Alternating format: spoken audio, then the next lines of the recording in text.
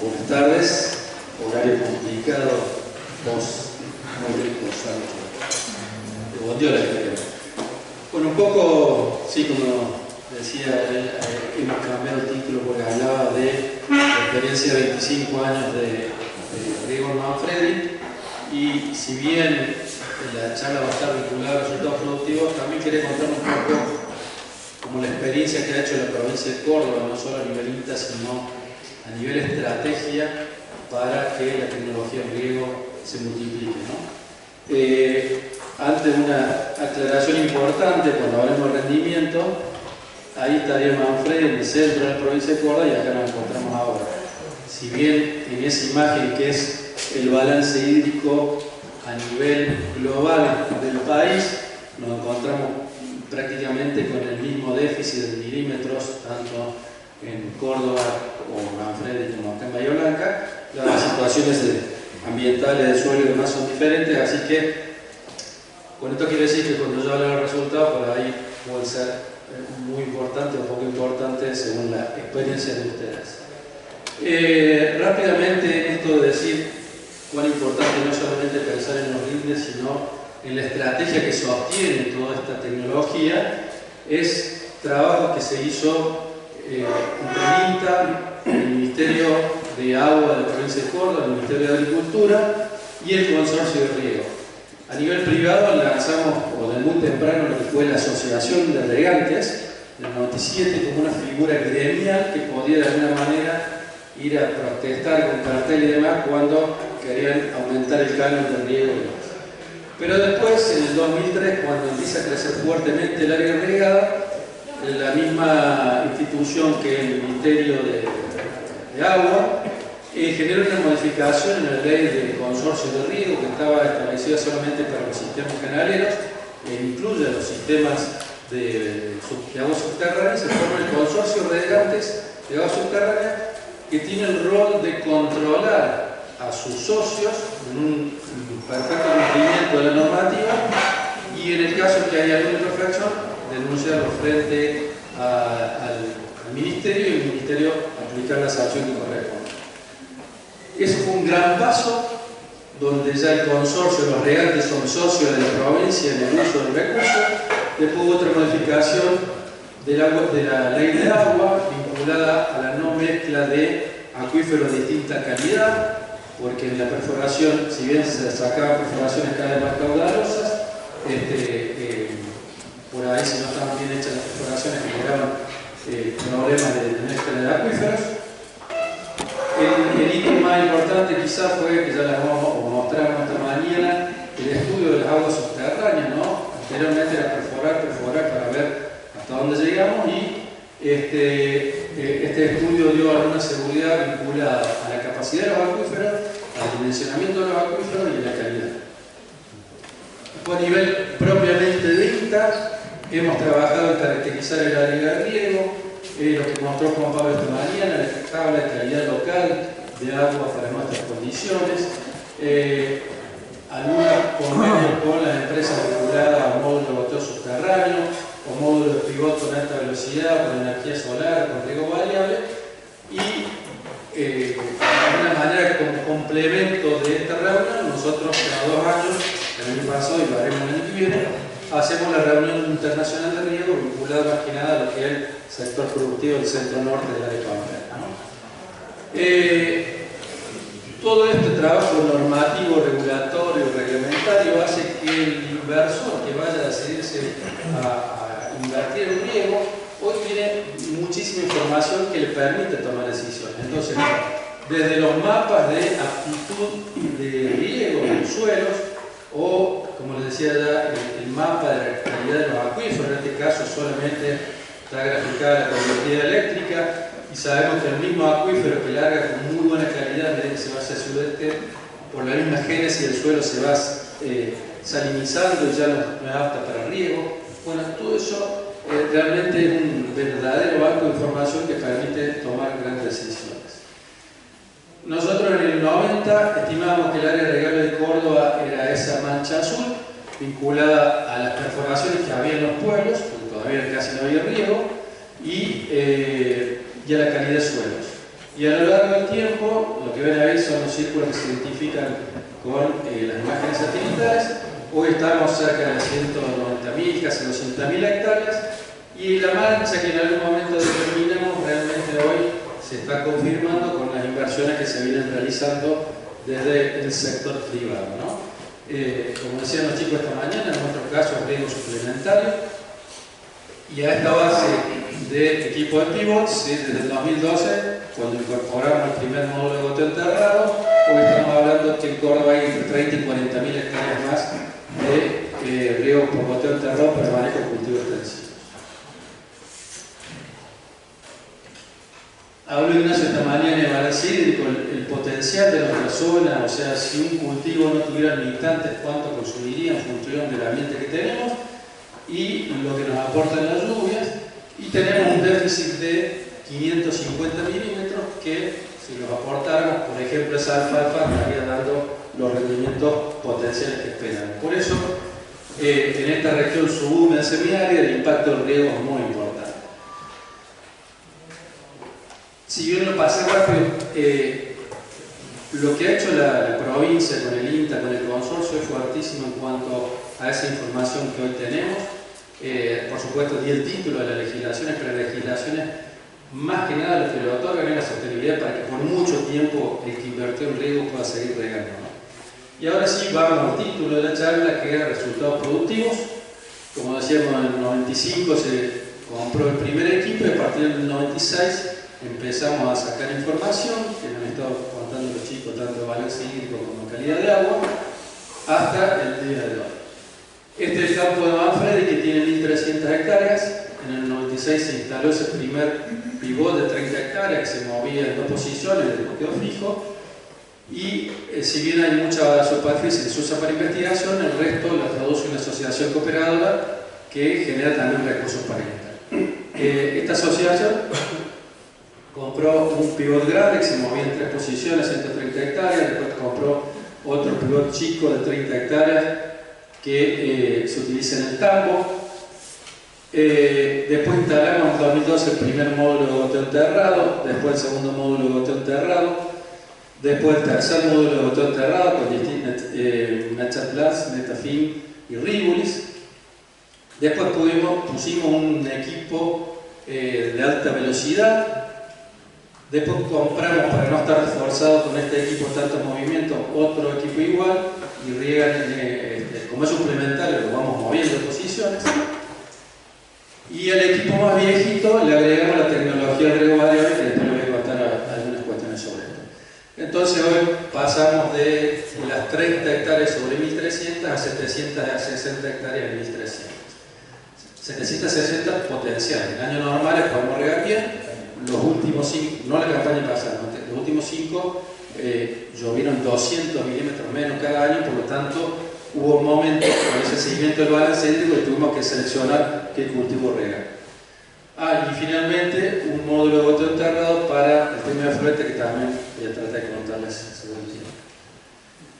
Resultados productivos, soja. Bueno, realmente soja es uno de los cultivos que en el tiempo menos respuesta hemos tenido en cuanto a diferencial de rendimiento, e incluso en lo que es manejo genética vemos que con el avance del tiempo esa brecha, esta línea, el promedio de secano y la de arriba la de riego, no es que sea igual, pero no se amplía como si puede ser una soja que viene sobre trigo, donde hay poca agua inicial y esa brecha de rendimiento se va incrementando.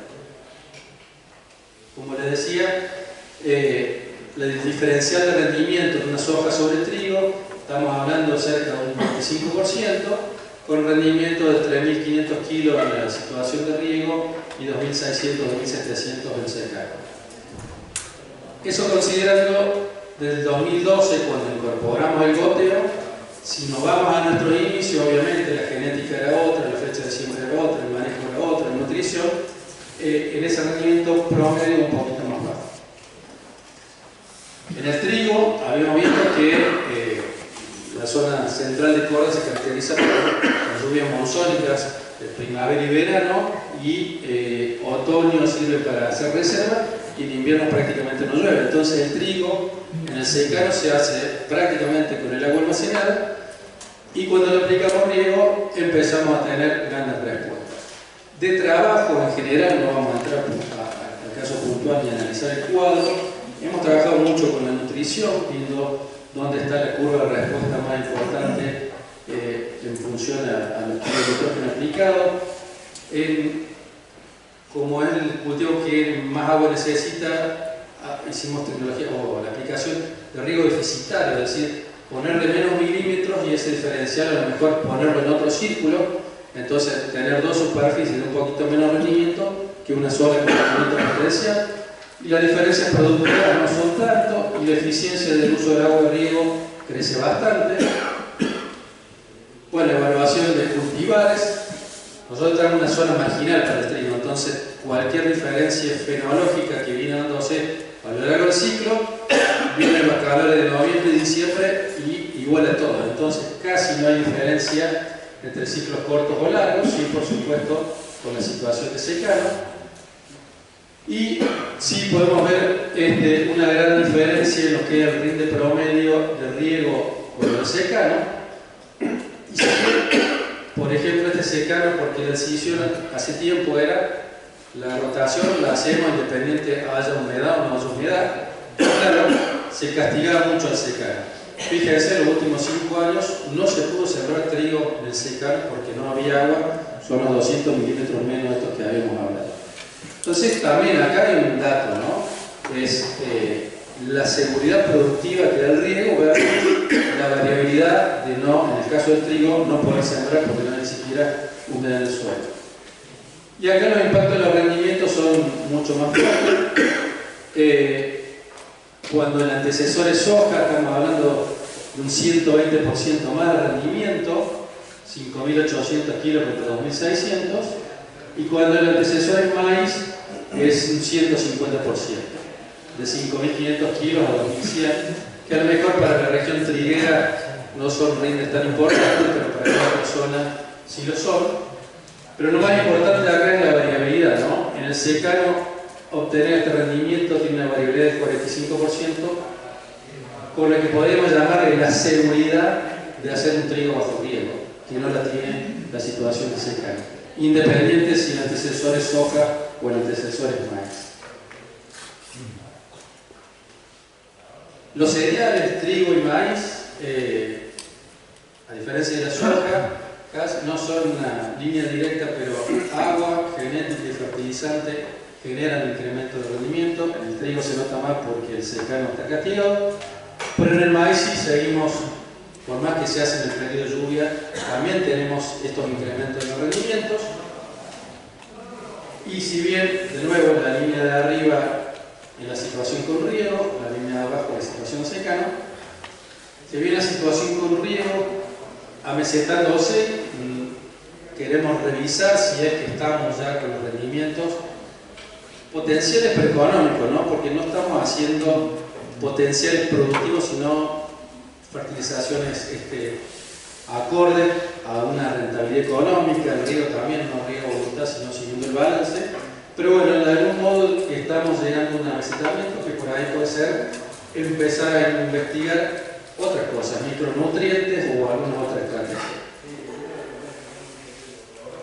En el caso de maíz, como les decía, si hablamos desde el 96 que iniciamos, hablamos de 120 quintales con riego, casi 8.000 kilos secano.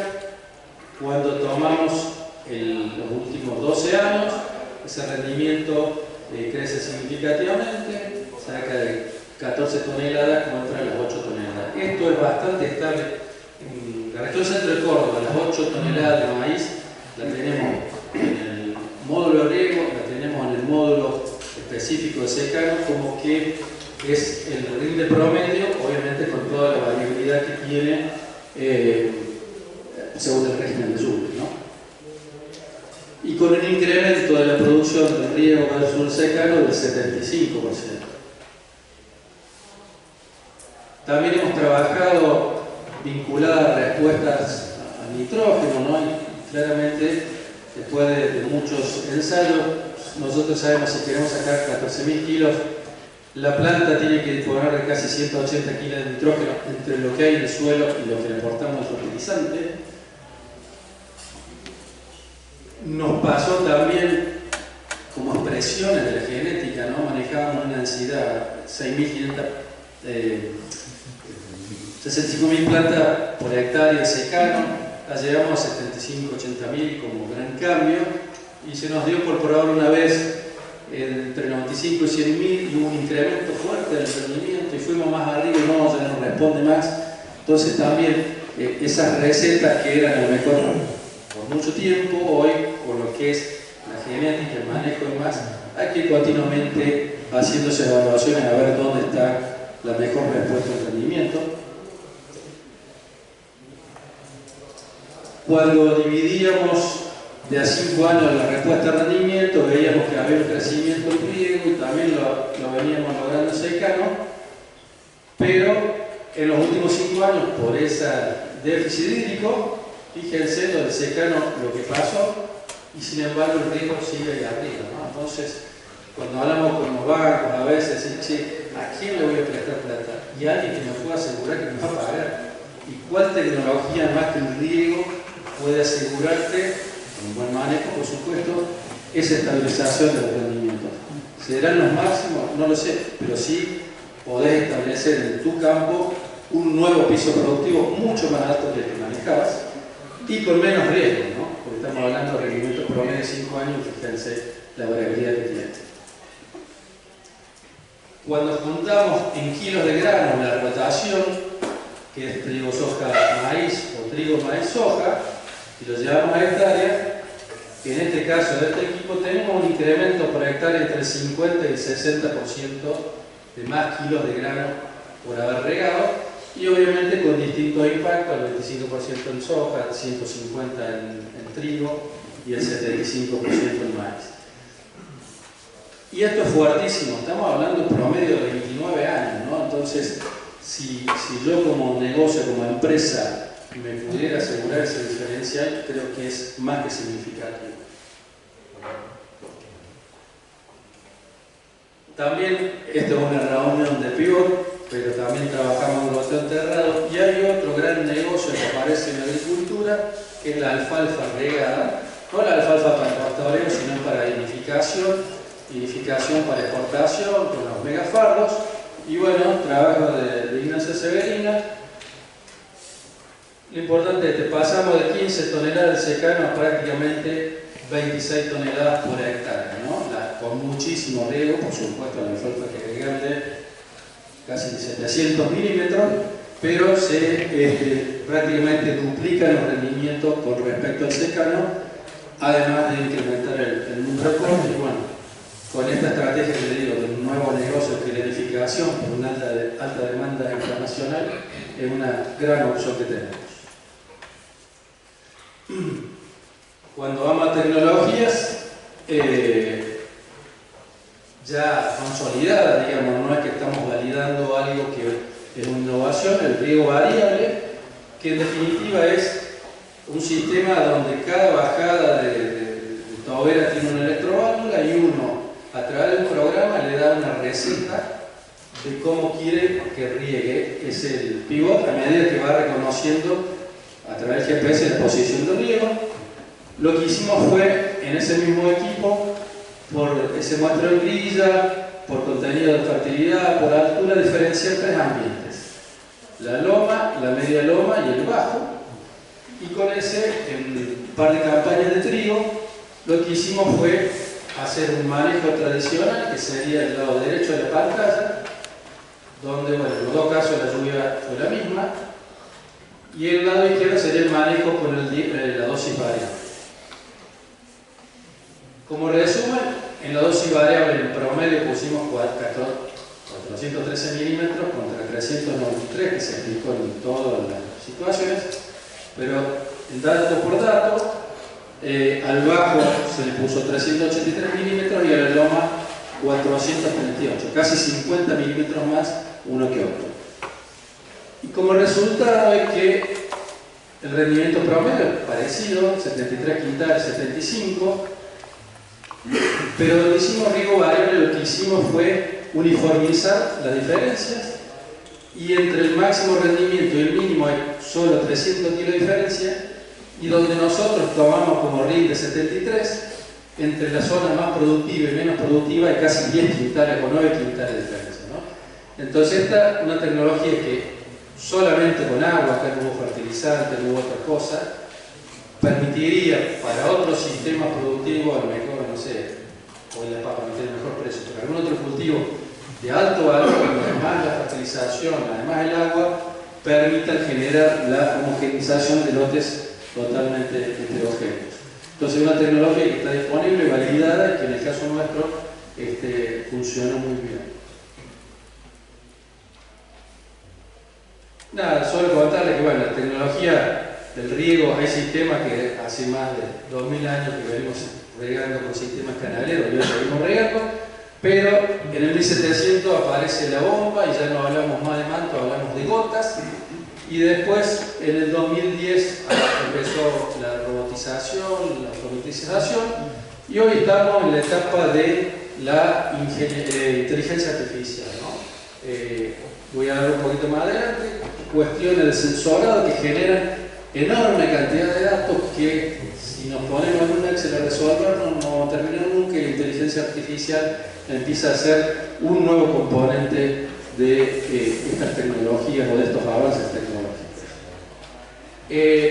En el caso del pivot hay una nueva mirada, es decir, no es solamente para aplicar agua, sino tiene que servir para otras cosas, como soporte de tecnologías, esas tecnologías que pueden ser sensores, que pueden ser sistemas de aplicación de fertilizantes, independientes del propio equipo, y tratar de llegar, como decía Luis Gurovich, a que el manejo de los cultivos esté más que nada generado por información que nos dan los sensores, todas las herramientas que nos puedan asistir, y no las cuestiones visuales que nosotros empezamos a identificar cuando los déficits ya están en los cultivos, ¿no? Entonces, hoy hay tecnologías que permiten ganar mucho más tiempo, reaccionar mucho más rápido y que impacten menos en los rendimientos. Y algunos desarrollos tecnológicos que les voy a contar. Es una empresa de Brasil que nosotros le dijimos riega luz. En definitiva, lo que hace es le agrega más horas de radiación a los cultivos. Lo dije el otro día, causó gracia, es lo que usan los marihuaneros para hacer sus plantines. Esto aplicado al cultivo extensivo. Entonces, con a lo mejor 30, 40 horas de luz, genera cambios muy importantes en los rendimientos y que es independiente del propio riego.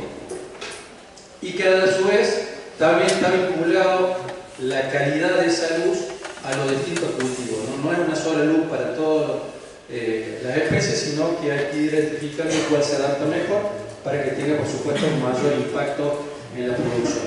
En Brasil hay varios equipos instalados.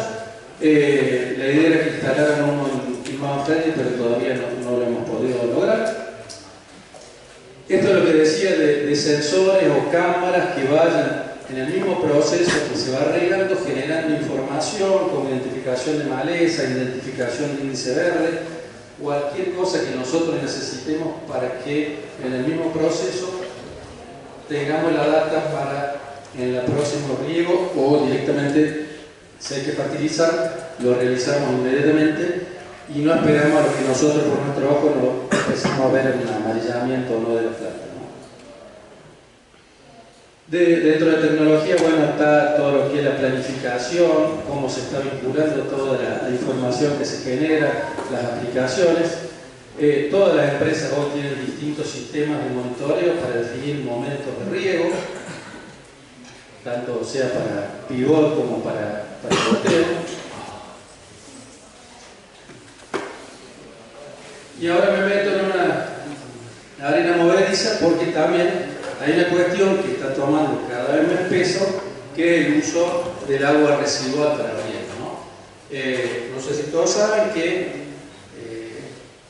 a nivel mundial la prioridad en el uso del agua dulce o del agua azul, primero es el consumo humano, el segundo es la industria y el tercero es el agro.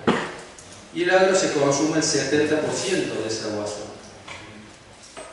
Y aparece en el último tiempo un cuarto competidor que es el turismo.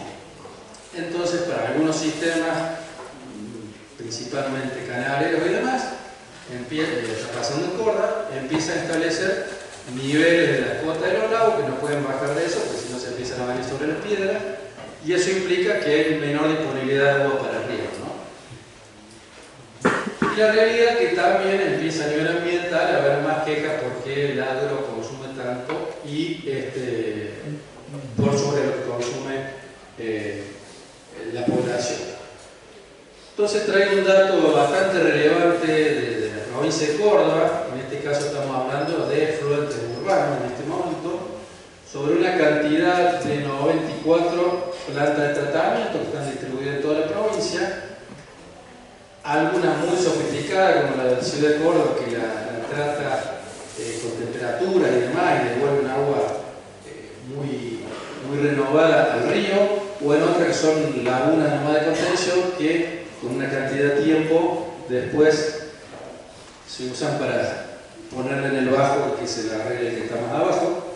Bueno, pero esas 94 establecimientos de tratamiento de aguas residuales generan 643.000 metros cúbicos. Si los que tienen regate, que tienen perforación, saben que una buena perforación son 200 metros cúbicos, 300, 400 metros cúbicos. Bueno, si eso lo llevamos a una perforación, estamos hablando que en aguas residuales se generan 26.800 metros cúbicos hora de aguas residuales, ¿no?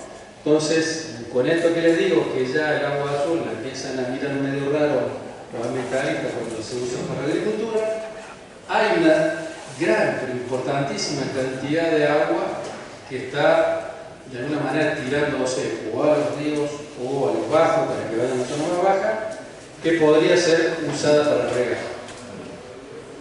Nosotros con algunas municipalidades hemos establecido convenio, empezamos regando arbustivas o árboles, álamo, eucalipto, pensando en lo que es el efluente urbano, y también Córdoba tiene una ley vinculada al uso de los efluentes, tanto urbanos como pecuarios, y la califica en dos usos. El uso agronómico es cuando, en el caso anterior, el agua se usa para regar, ese sería el reuso, y el uso agronómico cuando ese efluente aporta nutrientes al suelo. Entonces, en el caso de los pecuarios, que por ahí generan menos cantidad, este es nuestro tambo bajo río que tenemos acá, y se genera un efluente que genera un ensayo con distintas lagunas. La ley dice que el agua tiene que estar 150 días, porque la copiamos de Estados Unidos.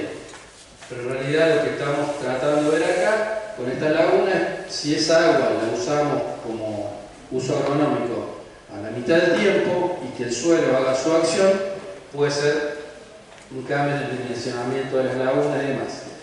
Y en este caso, lo que estamos trabajando es el uso agronómico, pero para cultivos extensivos.